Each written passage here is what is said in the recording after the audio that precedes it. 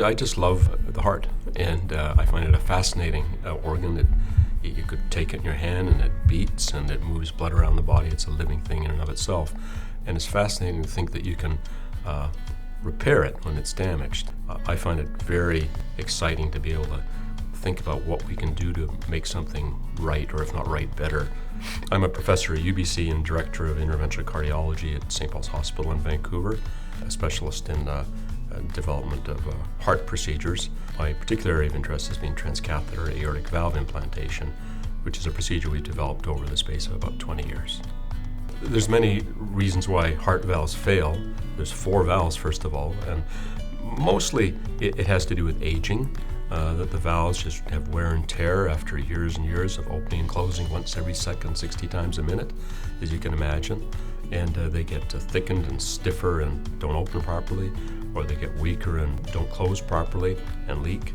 The sort of work I've done in the past has been a little bit on the edge, and sometimes a little difficult to make people understand and believe in. But fortunately, I've had tremendous support from my colleagues here in Vancouver. Even when things weren't working out so well, people understood that this was a work in progress. I guess I would say that the most important thing in my career has been the development of a successful transcatheter aortic valve implantation procedure. And even that didn't start out so well. There were lots of problems with the early procedures, but every time we did one, there was a problem. We could see what the problem was. We took the time to figure out what caused it, what we could do differently.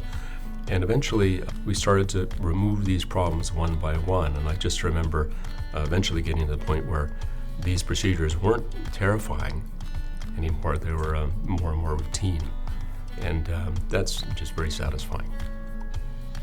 One of the things we've done is teach people how to do this procedure. When it first became successful, there was a lot of people who were interested in this thing from around the world that wanted to come here.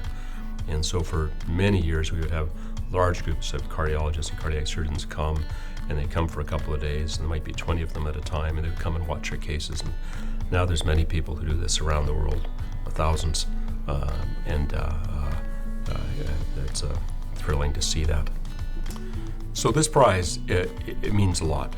It's really a very great honor. It's awarded by very respected people from across the country, and recognizes my career and my work over the space of 30 or however many years. I can't remember now as I get older.